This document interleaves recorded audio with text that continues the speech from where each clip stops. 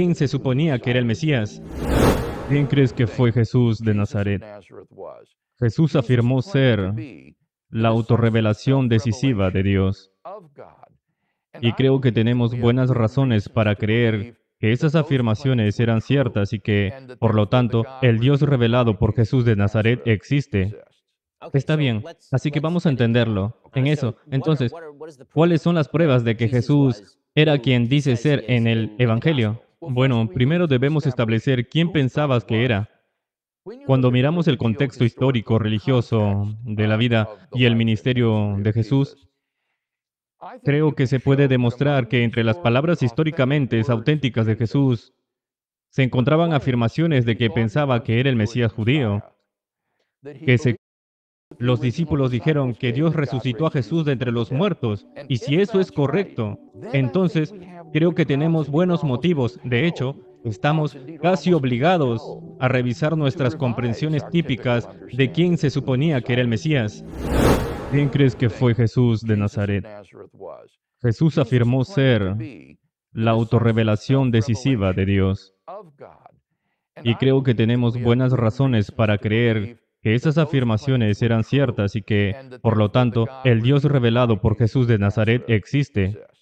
Está bien, así que vamos a entenderlo. En eso, entonces, ¿cuáles son las pruebas de que Jesús era quien dice ser en el Evangelio? Bueno, primero debemos establecer quién pensabas que era.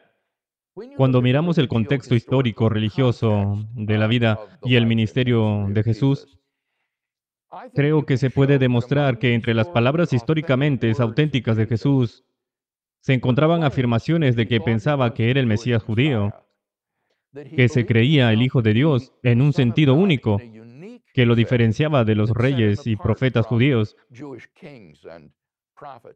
y finalmente que pensaba que Él era el Hijo del Hombre predicho por el profeta Daniel, a quien Dios le daría todo el poder y autoridad del dominio, por lo que tenía esta autocompasión radical de ser el Mesías, Hijo de Dios y el Hijo del Hombre.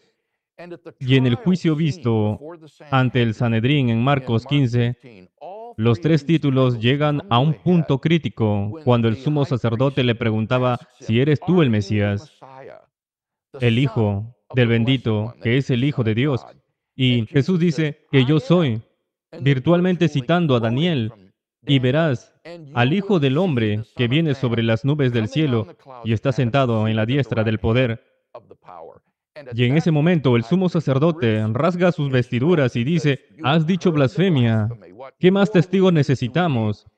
Y Marcos dice que todos lo condenaron como digno de muerte y eso les permitió tener la capacidad de ejecutar la pena capital, entregarlo a las autoridades romanas, calumniándolo como un pretendiente a ser rey de los judíos y por lo tanto una figura política que podría ser juzgada por traición y sedición y crucificado. Ok, pero desde la perspectiva judía, esta narrativa tiene una especie de agujeros en la filosofía judía. La narrativa comienza con la idea de que Jesús parece frente al Sanedrín y luego afirma ser el Mesías. Bueno, no hay nada criminal real en ninguno de los tratados que dicen que si te declaras el Mesías, esto es en realidad un castigo, una ofensa punible, incluso si hay muchos judíos, incluso los que se han declarado figuras mesiánicas. La verdadera brecha aquí es que en los evangelios, la visión de Jesús de sí mismo como el Mesías es completamente diferente a la visión anterior de lo que es el Mesías judío y en realidad está fuera del alcance de cómo los judíos describen al Mesías o realmente alguna vez han descrito al Mesías. El Mesías en el judaísmo siempre ha sido una figura política que está destinada a hacer ciertas cosas para restaurar el reino de Israel, mantiene el control de ese reino y trae más judíos de regreso a Israel. Esas cosas se consideran una especie de cosas políticas que hace el Mesías, pero la idea del Mesías como encarnación de Dios es algo que es ajeno a la filosofía religiosa judía en su totalidad. Así que volvamos al principio. Así que incluso la idea de que el Sanedrín lo interrogaría en esos términos y obtendría de eso que lo que quiere decir es yo soy Dios, lo cual sería un delito mucho más punible, presumiblemente sería una blasfemia real. Es una rareza. Creo que tienes toda la razón al decir que la comprensión que Jesús tenía del Mesías era radicalmente diferente de la comprensión cultural predominante del Mesías entre los principales sacerdotes y la gente común, y que él no cumplió con sus expectativas. De hecho, eso fue lo que consideraron para crucificarlo.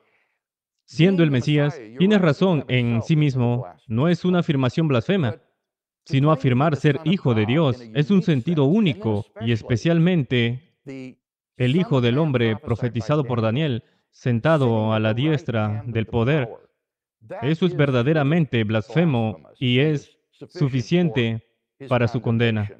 Ahora, la pregunta que creo que plantea es por qué deberíamos creer en la reinterpretación de Jesús del Mesías en lugar de la que sostienen los principales sacerdotes y el pueblo. Y creo que la respuesta a eso es su resurrección de entre los muertos. What's your credit card debt balance? If it's $10,000 or more, here are 3 easy solutions you can start implementing today.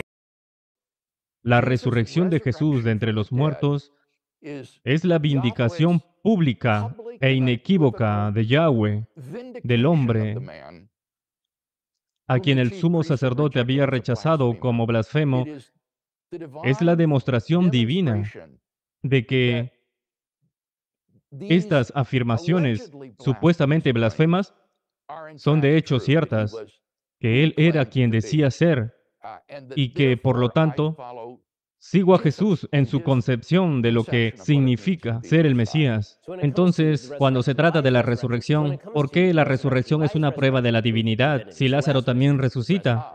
Bueno, por eso quería enfatizar el contexto histórico religioso antes de hablar de la resurrección. Un milagro tomado de forma aislada es inherentemente ambiguo. La interpretación adecuada de un milagro vendrá dada por el contexto histórico religioso en que ocurre.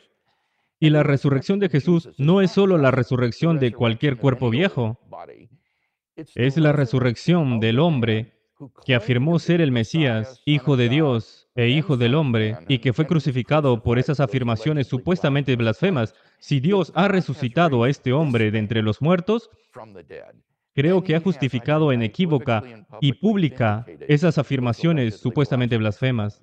Ok, una de las contraafirmaciones de esto es que los evangelios se escribieron significativamente después de que Jesús vive. Incluso los evangelios más antiguos se escribió en algún lugar de 40 años después de que Jesús fuera crucificado.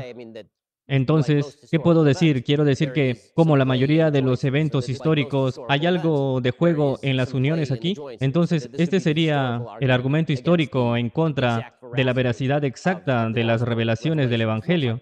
Ahora creo que es importante entender, Ben, para que un documento histórico sea confiable, no es necesario que esté en el aire contemporáneo.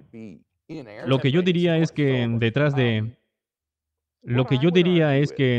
la inferencia sobre la resurrección de Jesús, hay 3 grandes hechos establecidos independientemente que están respaldados por la evidencia histórica y que sorprendentemente hice mi trabajo doctoral sobre esto en Alemania y son reconocidos como tales por la mayoría de los eruditos del Nuevo Testamento que hoy estudiaron al Jesucristo histórico, y estos hechos serían que después de su crucifixión y entierro por un miembro del Sanedrín llamado José de Arimatea, la tumba de Jesús fue descubierta vacía el primer día de la semana por un grupo de mujeres.